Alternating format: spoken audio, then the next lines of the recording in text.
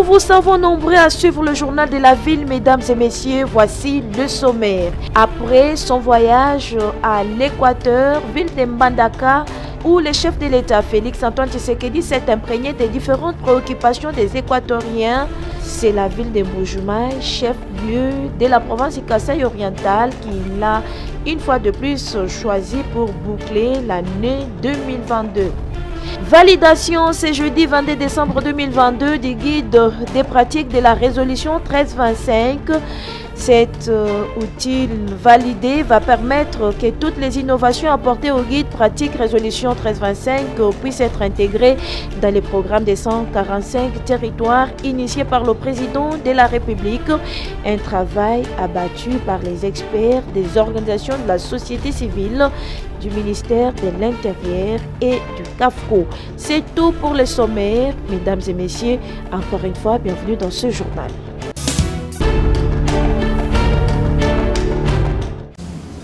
Validation ce jeudi 29 décembre 2022 du guide pratique de la résolution 1325 en République démocratique du Congo par les experts venus des organisations de la société civile, du ministère de l'Intérieur et du cadre permanent des concertations de la femme congolaise CAFCO en partenariat avec DNWP.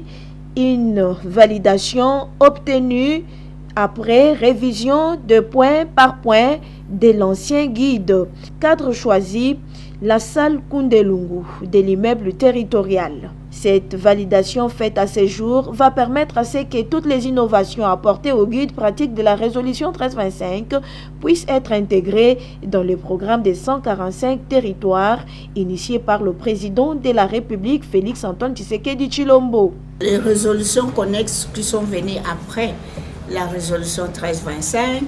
Il y a eu la révision aussi de notre stratégie de la lutte contre les violences sexuelles et les violences basées sur le genre. Il y a eu la signature du protocole de Maputo auquel la RDC a adhéré.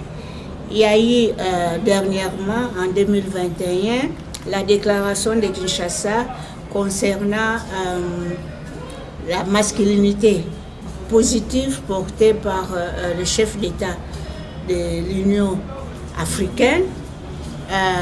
Si on peut continuer, on peut dire aussi qu'on est dans le processus concernant la loi sur la santé de la reproduction.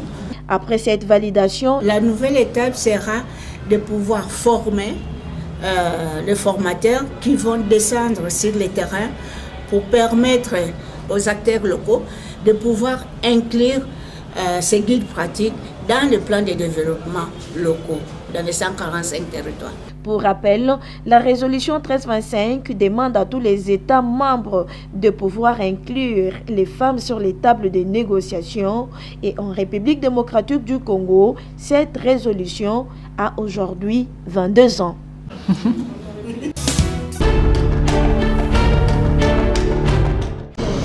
Gouvernance participative, décentralisation, élection et transparence en République démocratique du Congo, le bureau des liaisons avec le Parlement de la CENCO, BLP-CENCO, entend contribuer à la traduction de la vision de l'Église catholique, celle l'avènement d'un développement durable et intégré en RDC. Le BLP-CENCO va pour ce faire mettre en œuvre une nouvelle phase 3 du projet triennal intitulé « Renforcement du travail parlementaire des promotions de l'état des droits ». Voilà ce que justifie même l'ouverture ce mercredi 28 décembre 2022 d'une session conjointe de lancement de ces projets en faveur des députés nationaux, provinciaux, les sénateurs et membres des CLPP des provinces de Kinshasa, Congo central, Kwango, Kenge et les moniteurs parlementaires du BLP ainsi que les organisations de la société civile. Le directeur exécutif du bureau des liaisons avec le Parlement de la CENCO, Maître Jean-Paul Moulianga, revient sur l'objectif de ces projets. C'est pour outiller nos cellules de liaison parlementaires provinciales en technique de monitoring des travaux parlementaires. Comment suivre les travaux parlementaires pour dégager des éléments qui nous permettront de monter des dossiers et qui permettront à notre hiérarchie, principalement nous à Senko, de mener des plaidoyers avisés. Des plaidoyers qui sont appuyés par des dossiers bien étudiés, afin de changer la donne. Parce que comme vous le savez, la décentralisation est là, mais à la base, la population ne sent encore rien depuis 2006. Cette session conjointe de lancement du projet de renforcement des capacités des élus, ouverte par le deuxième secrétaire général adjoint de la Senko, Abbé Georges Kalenga, nous dit le pourquoi l'engagement de l'Église catholique. Il y a la personne humaine qui est au centre, et notamment les Congolais.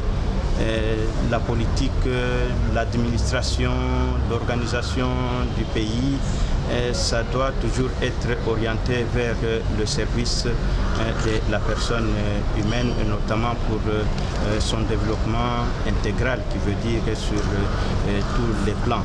Et ça, c'est ça la première motivation justement qui fait que l'Église catholique, au travers particulièrement de nos évêques, s'est engagée dans ce qui concerne le socio-politique. Il y est dénoté que ce projet est appuyé par Misereor.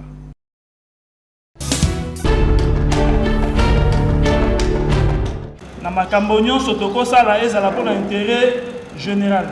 L'opération Sauvons le Congo, deuxième épisode. Maître John Bayantita, président national du mouvement de réveil de la jeunesse congolaise, MRJCO, tient mort du kiss. Les forces armées congolaises doivent être renforcées. Voilà ce qui justifie cette quatrième rencontre avec les hommes de Dieu et les cadres du parti MRJCO ce mercredi 28 décembre 2022 au Centre pour handicapés physiques. Maître John Bayantita. En tout cas, nous tenons vraiment mordicus de matérialiser notre projet qui est celui de renforcer les troupes de nos forces armées congolaises. Parce que vous êtes sans ignorer que nous sommes attaqués à l'Est, même au centre du pays. Il y avait aussi des politiciens vraiment véreux qui sont entrés aussi dans cette danse de trahison. Nous ne devons pas baisser les bras, on doit emboîter les pas, suivre l'appel du chef de l'État, qui est celui de la vigilance et de s'organiser. Donc nous sommes ici dans les cadres purement de l'organisation pour que nous puissions prêter main forte à nos forces armées congolaises. Le président du MRJCO donne un coup de chapeau aux forces de sécurité pour avoir démantelé un réseau des espions rwandais qui s'apprêtait à déstabiliser le pays. Premièrement, coup de chapeau à ces vaillants combattants, les membres du service de sécurité. Mais je vous informe, messieurs les journalistes, que ce n'est pas un seul réseau. On doit puiser surtout dans les régimes passés. Il y a plein d'espions, il y a plein de complices qui ont comploté contre notre pays. Nous incitons et nous demandons à ces services de sécurité de forcer pour essayer un peu de mettre hors d'état de nuire tous ces gens-là qui roulent carrosse, qui hier ont versé le sang du peuple congolais et aujourd'hui ils continuent à se cacher. Peuple congolais, restons vigilants et dénonçons les ennemis du pays, insiste le président du MRJCO.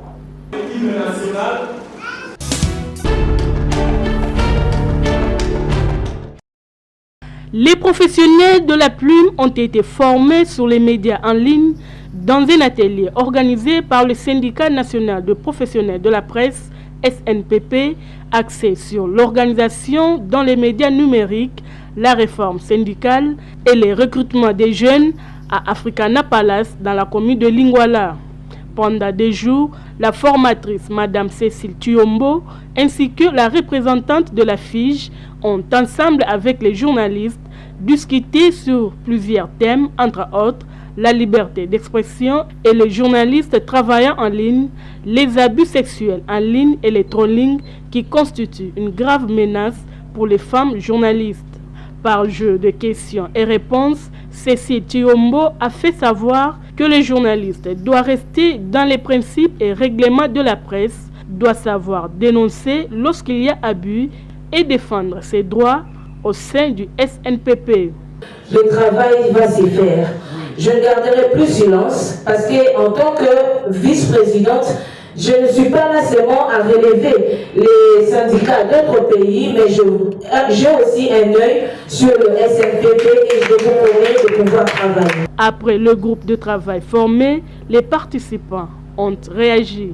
Nous encourageons le syndicat national des professionnels de la presse avec Denis Sellier qui pose des jalons pour faciliter le travail du journaliste. Vous savez que le journaliste congolais travaille dans des conditions difficiles. Nous soutenons l'initiative de CNPP et nous estimons que ça va apporter des résultats pendant le processus électoral et même ça va apporter un plus dans la collecte, le traitement et la diffusion des informations que nous traitons peut-être à partir des réseaux sociaux. Le syndicat national des professionnels de la presse se donne les devoirs de défendre les jeunes journalistes butés à plusieurs problèmes dans leur métier.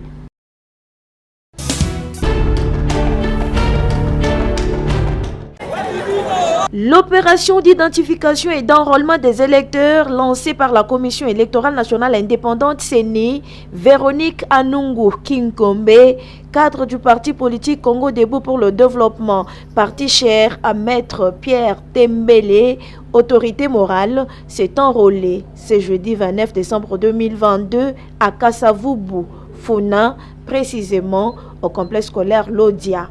Accompagnée par les militantes et militants du Congo Debout pour le développement CDD, Véronique Anungu Kinkombe est bien reçue par les services de la CENI.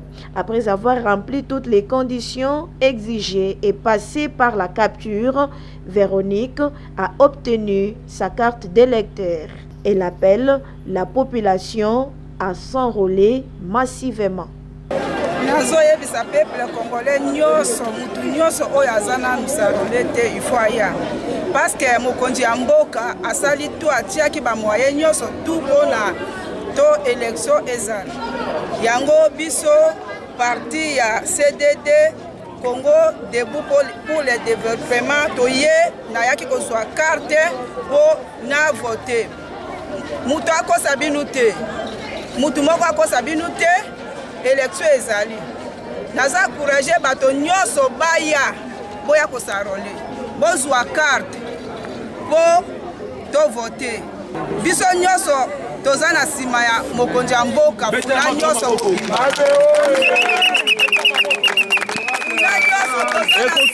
toza na nsima ya mokonzi ya mboka Faci Beto Mukwatombolo bato oyo balingi mboka ekende liboso mboka ezala na changement omoni parti na biso elobi nini Congo Debout pour le changement yango nazosenga na Funa Mobimba mutu nyonso ayebi kenga nazalaka na vision ya mboka ekende liboso akosarole azwa carte na ye. Voir les Congolais s'enrôler massivement pour voter leurs dirigeants, c'est le souhait majeur de Véronique Anungu, cadre du parti CDD.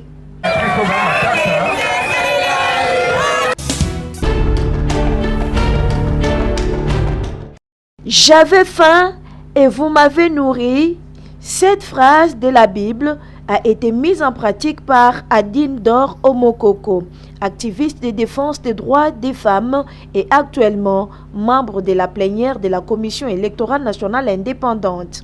En ces temps de festivités de fin d'année et de nouvel an, elle s'est rendue à l'orphelinat Le Cœur de Dieu, situé à Kinsuka Pompage, pour donner du sourire aux orphelins et veuves. Les biens de première nécessité composés de riz, semoule, poisson, poulet, lait, savon, sucre, afin de leur permettre de bien fêter la bonne année 2023. Après Noël, les alors cadeau ya solo ya malonga on a kokito sala toko pesa toko zwa ezali partager na ba orphelin mokolo ya lelo mpona ngai eza ya motuya yango esengeli tozala na sens ya partage bomoni natamboli na bana mpo bayekola na mbula oyo kozala na bato. En tant que membre de la plénière de la CENI, Adine Omokoko a sensibilisé la population à se faire enrôler pour avoir la carte et participer au scrutin de 2023. Enrôlement ici est bandaki. Ba maman, bokende kozwa lokasa na bino ya vote. Carte na bino ya enrôlement, ya électeur. Pona nini? Po ya liboso enrôlement oyo eza kosunga tosala recensement. Bakambi ya mboka baza koluka lolenge nini ya kozongisa makambo ezonga na nzela. Très heureux, les bénéficiaires de ces dons ont salué le geste de générosité d'Adine Dor Omokoko qui pour eux tombe à point nommé. Le geste qu'elle a fait, ce n'est que normal, nous soyons très contents et les enfants sont contents. Vous avez vu vous-même ce qu'ils ont fait. Une Bible lui a été offerte par les passionnaires de cet orphelinat. C'est aussi le jour d'anniversaire d'Adine Dor Omokoko.